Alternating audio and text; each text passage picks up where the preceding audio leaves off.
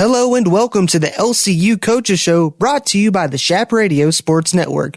You're listening to 99.1 Chap Radio, KLCTLP, Lubbock, Texas. I'm Brendan Riker, your host this evening, and I am joined right now by LCU head baseball coach Nathan Blackwood. Coach, how are you today? I'm good. How are you doing? I can't really complain. I enjoyed that it's now the snow is melted and we don't have to worry about that anymore. You bet. Yeah, we're able to practice today, so that's good. We couldn't get on the field yesterday, but back out on it again today, so ready to go. Coach, before we get into some baseball, because this previous series got moved from Thursday to Saturday, did you get to watch the Super Bowl? I did, yeah. It's a pretty good game. It's kind of, it's an event now. It's certainly an entertainment event, but I enjoyed the actual game of football that they played, and they again, it was a down to the wire game, obviously, and pretty entertaining.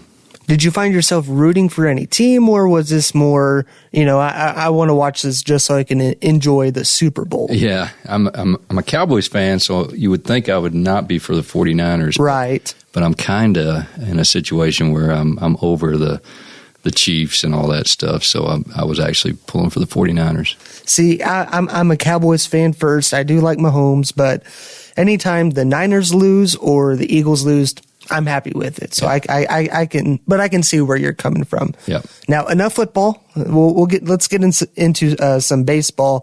LCU is coming off a tough series where they dropped 3 to UT Permian Basin after taking the series opener. Coach, let's start by looking at it game by game. Game 1, LCU won 9-7. Rhett Clark led the Chaparrals at the plate, 2 of 4 with a home run and 4 RBI. Colson Abel picked up the win on the mound for the Chaparrals, throwing 4 scoreless innings while allowing 3 hits with 1 walk and 5 strikeouts. What did you like from the Chaparrals in that one? Yeah, I liked how we started the series. We continued. We were coming off a 4-game win streak, and sometimes you start out flat in that situation. And but we had the same intensity we had the week before. We competed on the mound, made some adjustments within the game that ended up, putting us ahead and allowing us to win that game. So I was proud of our approach pretty much throughout the night. I thought Alger did a good job on the mound again, and then, we go to Colson Abel late, and he was just lights out once again. So it was a good day overall. The doubleheaders on Friday were the first losses of the season for the Chaparrals. LCU dropped Game 2 8-5 and Game 3 12-11 in a wild game on Friday night. But starting with Game 2 in the 5th inning, LCU gave up 3 runs in the 4th, and then in the 5th inning, 5 runs. The unfortunate part about this one is LCU does out-hit UTPB 9-6. What did UTPB do right in this one, or what did LCU not do well in Game 2? A little of both. UTPB for sure they're a really good team, and I was extremely impressed with them from last year to this year. The improvement that they've made, and just the way that they battled. They weren't scared of anything. They just got out there and competed, and they really executed well. So especially that day, they executed and we didn't. There was a couple of, I think that first big inning that we gave up 4 runs, a couple, routine ground balls that we normally make, and we don't get out of the inning. And, one of them was a double play ball that we probably get out of there with no run score if we just make a simple play. And we didn't do that kind of stuff, and they did. And obviously that was the difference that entire day with those 2 games for sure. Yeah, you mentioned it. UTPB has really improved from last season. They're off to a 6-2 start. They went 23-27 last season. When you go into weekends, how much of your approach is, hey, it doesn't matter where this team was last year. It doesn't matter what their record is now. We got to respect everyone that we play in this league. Yeah, well, we talk about that all the time. Lone Star Conference is the toughest conference in the country by far, and I don't care if you're the bottom team or the top team. It's you can win every day and you can lose every day, and that's we preach that and we talk about that all the time. Sometimes it takes really seeing it like we did this weekend for guys to, at least new guys, to understand just how competitive this thing is and just how close winning and losing is, and just the difference in, again, competing on the mound or making a simple play turn that whole series. I think that was key for us. In Game 3, the last game of the doubleheader Friday night again, it was 12-11 loss for LCU. This one was a game where the bat started great, and it seemed like the mound had settled into a groove, but it started with that fifth inning, give up 5 in the fifth, 2 in the sixth, and 3 in the seventh, and just another tough one for the pitching staff, but there were still a lot of good things in that game, in Game 3. Yeah, that game 3 was, to me, about toughness on the mound. Just competing, and we certainly didn't at that time. Things are sometimes going to go your way, sometimes they're not, but you got to have a mentality on the mound that you just continue to compete, and if they hit a 3-run bomb out because you're competing, we can live with that. But the walks and the hit batters, that ended up killing us that game. Finally, Game 4 was a game that went to 10 innings, and the final was 14-10. Four runs given up there in the 10th, and again, it was weird because UTPB started out really good offensively. Some of it might have been on the defensive end for the Chaparrals, but they did a really good job responding in the first and second inning. 5 runs apiece there, but then the Chaps were held scoreless for the rest of the game. What did you think? What were your thoughts after that finish to the series? Yeah, two things. I thought, we had a really bad start. Gave up 6 runs, like you said, in that first inning, but just flat out came back the next 2 innings and put ourselves in the lead. And Andrew did a great job on the mound, settling down and putting up 3 or 4 zeros of his own right after we responded. So everything was going great. They went to their bullpen. The guy they brought in did a really good job against us. I think we got a little bit comfortable, weren't competing as much. When you're down 6 runs, all the pressure's on them. At that point, basically, we're having fun and just competing, trying to claw back. And then all of a sudden we take the lead and things changed. And I don't think we handled that very well. Then, the way we had to finish that game on the mound, I take responsibility for that because I don't think we handled our bullpen, correctly the first 2 days, allowing us to be in a position where we could win that game with our bullpen. So, it's early again. We're still trying to learn our mentality of our pitching staff, how to use our guys in different situations, and that one was certainly a learning lesson for us this weekend. Well, now that it's all said and done, who out of the batting lineup impressed you the most, and who out of the pitching staff impressed you the most? Yeah, it was nice to see. We sat down Brevin McCool, one of our top hitters from last year. We sat him down Game 1. Just because we had some other guys that were hot and talked about it with him, and he really responded well after that. And it wasn't that he wasn't trying before, but we just knew it was just a matter of time he was going to start hitting again. And so I was really impressed with his approach throughout the weekend once he got back in the game, and I think he may have led the team in RBIs on the weekend. But either way, he did a really good job for us.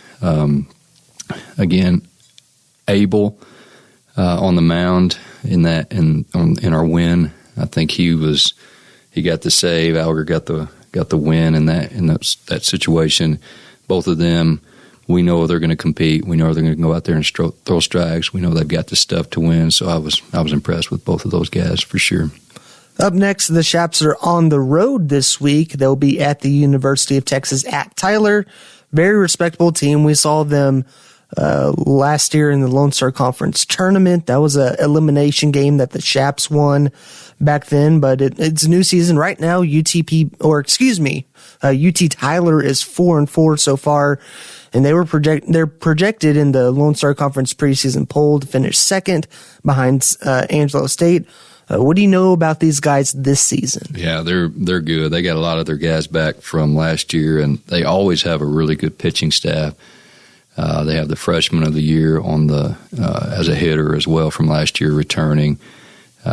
Most of their lineup is coming back, so it's going to be a battle. That their place is a really it's a tough place for us to play too, because it's not built for, it's not an offensive type ballpark. The thick air and a big ballpark and the way it faces, usually the wind's blowing in, so it's just a different setup than what we're used to, and we just haven't played well there yet. So hopefully we're turning that around this time. But they're I think some polls have them in the top 10 in the country, and they're always good. So it'll be a battle. They're kind of in the same boat as us right now, still trying to figure out some things with their bullpen, and they've experimented with different things, and it hadn't worked. So I'm sure they're going to figure it out real soon too. You talked about their ballpark and how it plays. So how much of your approach going into the weekend is going to try to play maybe a little more small ball offensively? Yeah, we've talked a lot about that this year anyway, that we're going to get better at that, and we're going to, because there's times you have to play that way. And we've seen both weekends of this year already, there's been at least one game where it's just wind's blowing in and you just got to scratch across a run and try to hold them. And so we kind of expect that mentality going into Tyler, that all 4 games may be that way, and our guys are buying into that for the most part. We've got to just learn to execute better and get. That's not easy to do, as everyone thinks it is, but it's bunting and moving runners and getting dirt ball reads, all those kinds of things. You have to work at it and you have to buy into it. So in addition to that, what do you want to see from your team this weekend in Tyler after dropping that series to UTPB? Yeah, well, I'd love to go there and win a series, but it's basically see what we can do about going out and winning game 1, and then go from there. That's really the mentality all year, but especially in this league, you can't try to do more than just that game right then, and that's what we're going to be looking to do. Coach, is there anything else that you would like to share with Chap Nation listening? No, it's an exciting time of year, and certainly love the support of everybody. We got big basketball games still ahead, and baseball, softball starting up, and it's just a fun time. So we love the support of Chap Nation and what you guys are doing. Yeah, and I would love to mention that definitely on the series finale Saturday, there was a very good crowd in attendance. Yeah, there was. Yeah, it was fun. When the weather's nice out there, we usually have good crowds. So, and then the way they stream, it's our broadcasters and you guys, everything's done really well. So, get on and support us if you can. Well, Coach, thank you so much for your time, and thank you for joining us. Thank you. That was LCU head baseball coach Nathan Blackwood. Again, the Chaparrals are on the road this week. They'll be playing the UT Tyler Patriots. First pitch for Friday is 7 p.m. They'll play a doubleheader Saturday, 3 p.m. and 5 p.m. Then the series finale Sunday is at 1 p.m. at Tyler, Texas at Irwin Field. Coming up next, it's head basketball coach Todd Duncan. Stay tuned for more of the LCU Coaches Show on 99.1 Chap Radio. We're back with the LCU Coaches Show live on 99.1 Chap Radio and on demand on the LCU podcast. I'm Brennan Riker, and I am now joined by LCU head men's basketball coach Todd Duncan. Coach, how are you today? Doing well, Brennan. Thank you. Getting into some basketball action, the Chaps are 18-6 overall, but more importantly, 13-3 in Lone Star Conference play. LCU is on a 4-game win streak after dropping a close contest at DBU 2 weeks ago. After that DBU game, was there a certain message to the team after that game, or what has been the approach since then?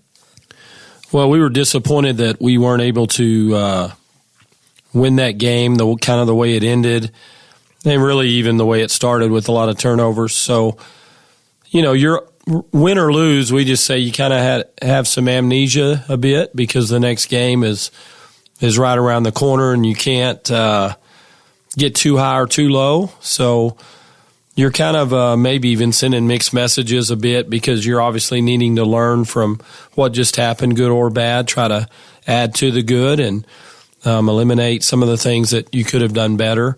But our guys have been pretty good about, continuing to work. They love basketball. They love being together. We've really never had to encourage them or motivate them to do the things that are necessary for winning. And I think you get late in the season. It's been a long grind. Thanksgiving, Christmas, and now it's kind of the dog days of winter, and you just have to be committed to finishing strong. And that's why I love the guys that we have, and every day just seeing them out there, just looking at how they prepare, the work they put in. That's been a joy for me, and you're just trying to grow. So I would say from DBU, to answer your question, I guess specifically, just cutting down on the turnovers. That game was really thought we shot ourselves in the foot a lot with just giving them some easy baskets off, careless passes, things of that nature, and just at some point, unless you win a championship, your season's going to end. And I just said, how's it going to end? I'm going to miss block out, a turnover, a lack of execution. Like, let's tidy up some of these things and give ourselves the best chance. Because I think when I think we're capable of winning at a high level if we just eliminate some of those mistakes. And we always say more games are lost than won. And let's eliminate the things that cause you to lose. One of the things that has been very impressive to me down the stretch, especially after that DBU game, which it kind of showed in that game against a high-powered Dallas Baptist team, but a big thing these past 2 weeks has been the defense. And when you look at the identity of this team, obviously someone at face value would think, okay, well, they shoot the three ball very well, but the defense has played really locked down the past couple weeks. What has led to that? Well, another emphasis really was, what we say, defense can travel. There's no home court advantage with your defense. And we just had to tidy it up. Just like the things I mentioned offensively, we've had to tidy them up defensively. And I think Saturday was a great example of when things were not going well offensively and not really great defensively to start, but our defense just kind of held down the fort until our offense showed up. And, we got fortunate, but, sometimes good teams have to find a way to win when things aren't going their way. That's really what defines to me a successful season, because you're going to have a handful of games that can go either way. Really going to have a lot of games that'll go either way, and your record in those games usually defines if you had a really good season, an average season, or below average. How do you do in those 1 or 2 possession games? So that's been something we've emphasized as well. One of the guys, it'd be easy to talk about him a lot, and granted, we do talk about him a lot, but Tyrus Morton has been outstanding the past couple weeks. Starting 3 weeks ago, went back-to-back LSC Defensive Player of the Week and was just honored as an Offensive Player of the Week. We've talked about we have talked about his game, how it fits into your scheme, but how has he been able to execute effectively down the stretch? Well, I think what Tyrus is, he's so multifaceted in terms of, and you just mentioned it, winning offensive and defensive player of the weeks here in the last few weekends. He's learned to harness maybe some of his superpowers and use them when it's appropriate, because he's so dynamic in the open court, but sometimes he gets ahead of himself and goes in there to make a play that's not there. And so just being more strategic and opportunistic, he's incredibly coachable, wants to win. And I think when he just kind of looks for those opportunities and takes advantage of it, we've seen that he's just more of a complete player than just maybe an athletic player. He's incredibly intelligent. When Najee fouled out, we put him at the point. He was running some pick and rolls. He's a willing passer. His shooting has improved. The 2 games before we went on the road, he shot it really well at home. Hit a couple big threes at Angelo. So just trying to add to his game. That's what I love about a guy who's really, really good, is still wanting to get better. So he's in the gym every morning working and, doing those things that we've discussed. And some other guys that I've noticed that have really stepped up late. And don't get me wrong, there are so many guys on this team that play together. It really is a team that plays, as a unit cohesively. But two guys that I've really been impressed with are senior veterans Ty Caswell and Kurt Wegscheider. What does it mean for this team to have those two guys play the way they have the past few weeks? Well, both of those guys, Kurt getting healthier day by day, being committed to his rehab, and played some big, important minutes in all those games. They kind of all run together, but I just remember Kurt being steady and solid. And then Ty has struggled a little in that stretch in his shooting, but has kind of regained his form. And again, just being committed to the daily habits, and which he's always been. I mean, that's just defines him, the work he's put in and day out. But both those guys are huge. They are guarding bigger players. They're just taking a beating every game. They're just down there just fighting. And when they can give us some offense, Kurt in different ways, Ty from the perimeter, and it just stretches the floor and opens it up for some of these other guys to play to their strengths. So you're right. I mean, like you said, you don't want to leave anybody out. But at the same time, it's important to acknowledge those guys that kind of are in the trenches doing the dirty work. And every guy plays such an important role on our team, and that's what makes basketball a great game is only one guy's getting to shoot it. But there's so many things, screening, driving, kicking, defensively help, rotating, getting a rebound, getting a loose ball. Everybody has done such a great job of kind of accepting their role, playing to their strengths, and then trying to add to their game as the season's gone along. Looking at last week, LCU was on the road for West Division rematches. Angelo State on Thursday and UT Permian Basin on Saturday. Thursday was a big 75-50 win over the Rams.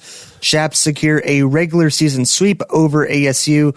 Morton had 20 points, Najee Muhammad had 17, Aaron Gonzalez had 10, and Wegscheider had 10 off the bench. And other than the first two possessions for Angelo, it seemed the Chaps were locked in from beginning to end and played a wire-to-wire game and got it done on both ends of the floor. What were your thoughts from that game? Yeah, just a complete performance. Really defensively, I thought we were locked in, and I would think I always feel like your defense feeds your offense. A lot of times, the guys will just say, if I can just get my shot going. I mean, they're both ends of the court are related. You're getting stops. That tends to feed what you're doing on the other end. And if you're getting buckets, then it kind of gives you energy and momentum on as you get back on D. So it's all related. We talk about our shot selection was really the first part of our defense, and our rebound and our defense is the first part of our offense. So I just thought is about especially the type opponent on the road. They had a 20-something game win streak at home. Coach Patel does a great job with that program. And, we had played them basically down to the wire here. So we knew what we were in for. And I was just really pleased with the execution that we were able to go on the road in a great environment and really kind of just keep them at bay. We kept waiting for a run. They made a couple, but we had answers, which you got to have, especially on the road. Taking a look at Saturday's matchup, LCU had a very different ball game on their hands in Odessa, but LCU does win this one 60-58. Trailed at one point 25-7, and then were trailing by 10 points with about 8 minutes left. Tyrus Morton had 25 points and 8 boards. Ethan Duncan had 13, including the last 6 points of the game. LCU didn't shoot it great at times, and it was not a great start for the team, but they completed one of the most impressive comebacks that I have seen from this team since I've been here at LCU. We'll get to that last possession here in the second, Coach, but what can you say about the fight in your team? Well, we were coming off that high of Thursday. I thought we had good prep on Friday, Saturday morning. But, you can say all the right things, but you still got to go do them. And I just felt like we lacked a little energy.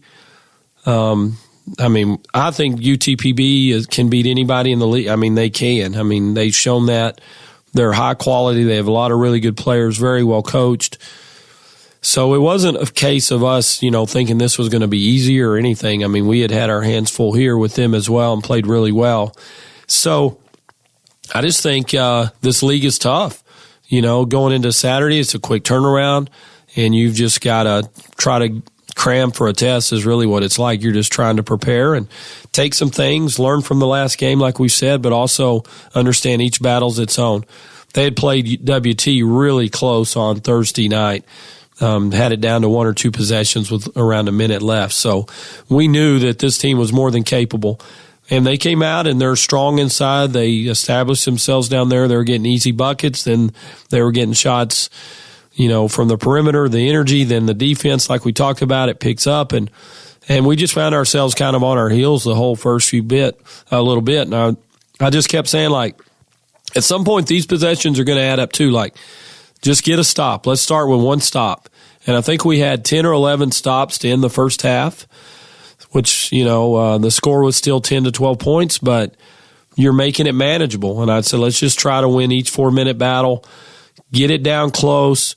And then at some point, because we had gone in at the Angelo half up 15-18, and I said, we didn't necessarily feel like this game was over at halftime when we were up at Angelo. We were waiting for them to make a run. So I said, we're on the other side of the coin now. These things can change. Let's just make sure we don't gamble, try to hit home runs, just get on base. You can't start gambling now, or that lead now balloons to 25 and you've got less time to recover.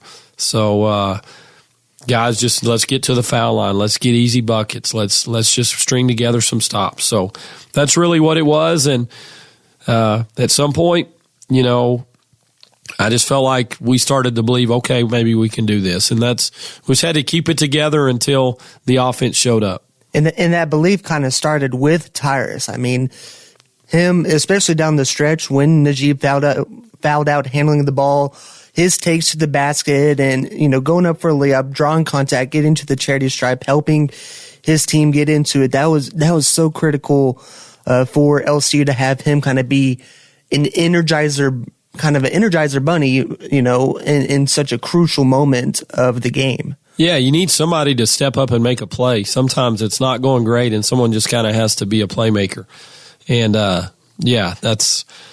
we talked about how impressive Tyrus has been, and, he's gotten recognized for that as well. But you're exactly right. He was giving us some life when everybody else, was trying to figure it out too. So that's, when those, whatever, the superpowers or whatever is like, let's engage those now and let's go get a bucket and we need you to do this. And he was up to the task, and I thought he did a great job of just steadying the ship, really.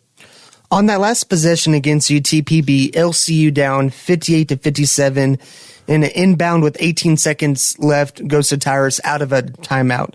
Tyrus gets it, dribbles downhill, kind of gets stuck, has to throw it out to Ethan, and Ethan hits the game-winning three-pointer with 7 seconds left. Was that last set supposed to be off a Tyrus drive, or what was drawn up on that final play? Yeah, just wanted to try to get Tyrus in some open court and make a play, really. Don't settle, we say. Let's get what we want. Let's don't just give them bail them out by not getting a good look. And to his credit, and to UTPB's credit, they did a good job of leveling him out on the drive. And then we just tried to have Fletcher going hard to the rim to try to get a putback. Then you had, I think, Todd, Ethan, and Aaron kind of on the perimeter to, if the situation came in to get a draw and kick. And so as Ethan kind of set a little ghost screen, we call it, where you go up like you're going to set a ball screen and then get out of there quickly, try to create a little confusion. And Tyrus got downhill, and Ethan just kind of cracked back on it, and really just two guys making a play. Ethan had seen the ball go in the possession or two before when he hit that three.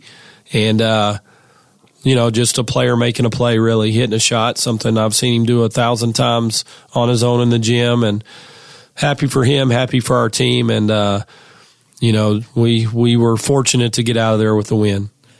Coming up next for LCU, it's homecoming week, and the Chaps will have 2 West Division rematches as they play Western New Mexico Thursday night and Eastern New Mexico Saturday afternoon. That rematch against Western New Mexico, last time out in Silver City, that was a 71-61 win for LCU. What are you expecting from Western New Mexico in this game on Thursday?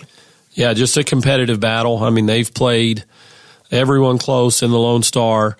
Their record has not really shown it, but they're a fully capable team if we don't come ready, which we will. I mean, we take everyone in this league seriously. We're not ever looking at a record and thinking this will be easy. It's just a dangerous way to approach things in this league. And, we had our hands full there, so we have that experience to know these guys are capable. And they've got a talented roster. They're physical. They're big. They're well coached. So they're gonna come in and give us all we want. And hopefully we'll continue to show that maturity, really, which is what it comes down to, is to be as prepared as we can be to go perform up to our abilities. Coach, thank you for your time. Yeah, appreciate you, Brennan. That was head men's basketball coach Todd Duncan. Be sure to come out to the Rip Griffin Center Thursday and Saturday for homecoming. Tip-off Thursday versus Western New Mexico for the Lady Chaps is at 5:30 p.m. and tip-off for the Chaparrals is at 7:30 p.m. And, of course, tip-off Saturday for the Lady Chaps, 1 p.m. Tip-off for the men's is at 3 p.m. As always, join us next week at the same time for the LCU Coaches Show right here on 99.1 FM and shapradio.com. You can always catch us on demand right here on the LCU Podcast. This episode will not be on the LCU Podcast, but it will be right here on the Chap Radio YouTube channel. You'll have a good night, and God bless.